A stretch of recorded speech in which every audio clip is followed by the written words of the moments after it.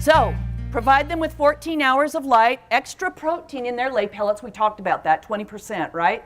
We go from 16% in the summer to 20% in the wintertime. Put them to bed with a full crop. You go, oh, Gretchen, what are you talking about? Well, this is where cracked corn or chicken scratch comes in. And what I would do is I'd yell to the kids, go grain the girls.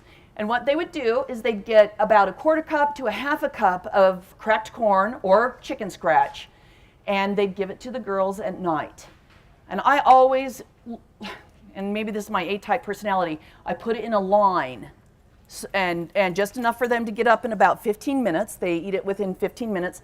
The line is here. They don't poop in it, right? And they ingest it within 15 minutes. They go to bed with this full crop, and corn actually elevates their body temperature. So it keeps them warmer in the wintertime, okay? So you're saying, oh, I feed corn to my chickens in the summer? Don't do that, okay? Only use it if you have to bribe them, okay? Which we do sometimes, right? Because they love corn. So yeah, stay off the corn in the summertime, but in the wintertime, it's a great deal to give them right before they go to bed. I'll get to you in just a sec. And then they go to bed with that full crop, and they're burning that all night long, and guess what they're producing? An egg for you. I learned that in a class, and I tried it, and it worked like a charm. This is one of those tips and tricks. What was I going to say? Do not mix the corn in with the food, with your manufactured food, because again, the chickens know the difference. They will pick out the corn and waste the rest. Okay, question back there. Yes, you said a quarter to a half cup. Is that for chicken? Yes. I have a question. So no scratch grains during the summer? I wouldn't do scratch grains during the summer either. It elevates their body temperature. And you don't want, that's the last thing you want to do in the summertime, right? Yes, sweetheart. We're feeding our chickens this corn scratch, and it has a bunch of other different seeds in it. Is that? That's fine, yes. It kind of ups the protein in it. He was talking about the scratch that he feeds the chickens. Scratch usually has about 4 or 5 different items in it, and that's fine. I like the pure corn, and that's what I use, but everybody's different, and our chickens have different tastes, right? So yeah, put them to bed with a full crop. Try to limit the corn. Don't give it to them during the day and throw it out there like Farmer Jones or anything like that. Just use it at night. It's a good thing. And then they go to bed and they kind of get into a routine. That's the cracked corn that you can get here. Plus there is some hen scratch that's organic as well that I really like. Also, there are old-time chicken farmers. My uncle's one of them, and he said that girls will lay more eggs if they have a rooster around.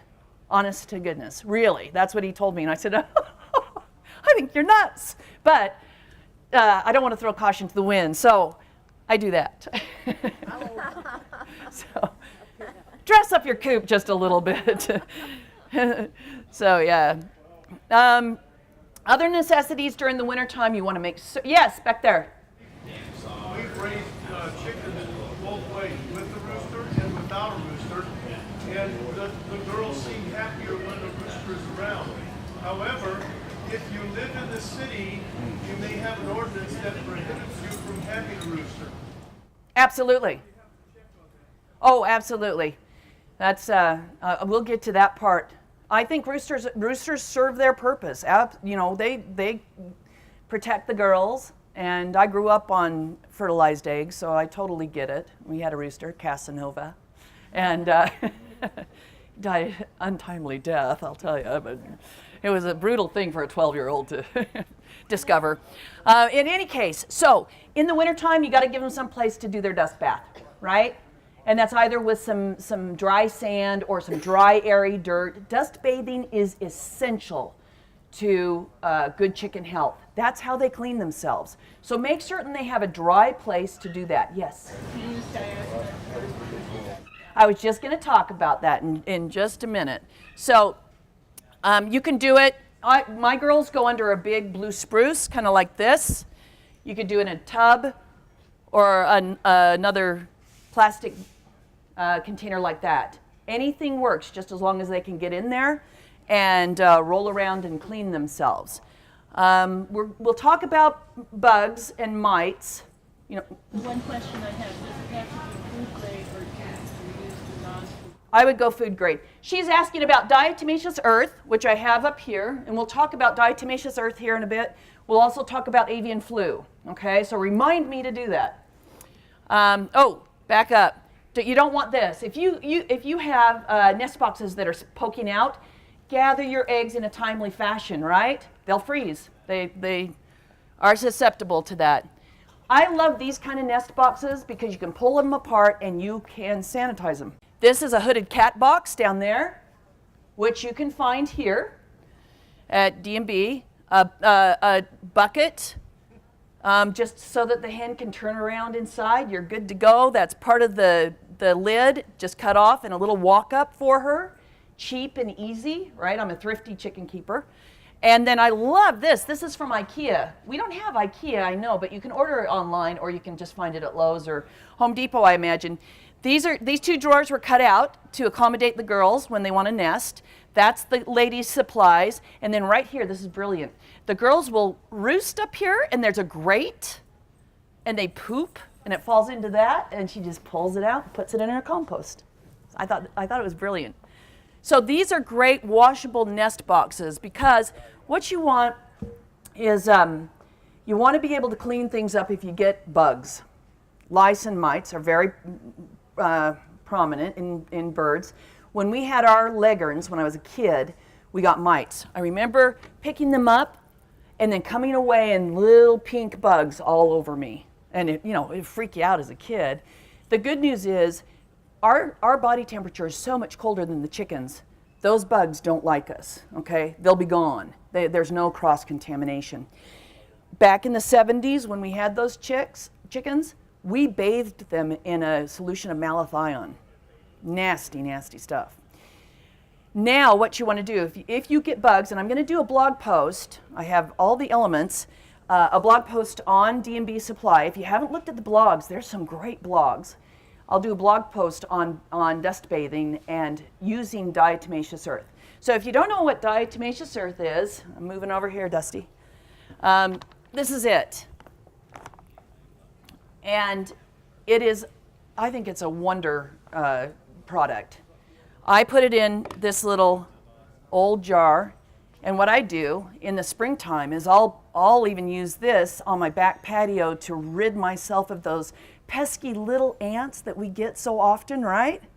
Right? This takes care of it. I'll just tap my fingers along the edge of the house and then whisk it into the foundation, and I don't have an ant problem until we put water on the patio, and then I've got to do it again.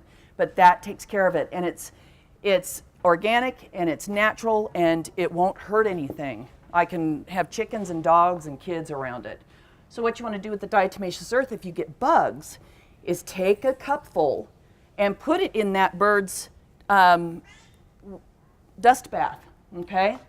You add it to the dust bath, stir it in, and then I clean out the coop. I put diatomaceous earth all around, follow the directions. I wear a mask because you don't want to breathe it in, and I whisk it in I have a wooden nest box, but I put it all around, and then I put in new litter for the chickens. And that will take care of your lice and mites, okay? I like food grade. Yes? So in the tub goes a cup of this and then litter, cat litter? No. I'm sorry. Litter, that's what I call litter for like if you use straw or pine shavings. That's what's prominent around here, to use straw and pine shavings in our chicken coops. I've even used grass clippings. But make sure when you free range your girls and use your grass clippings, make certain that what you put on your lawn is all natural. Doesn't necessarily have to be organic, but it's natural. And on the back, when you read the directions, you don't want to use anything that says keep your kids and pets off of this for a certain amount of time, right? Everybody got that? Because if you free range them and you put stuff out there that is harmful to them and you'll get it in the eggs.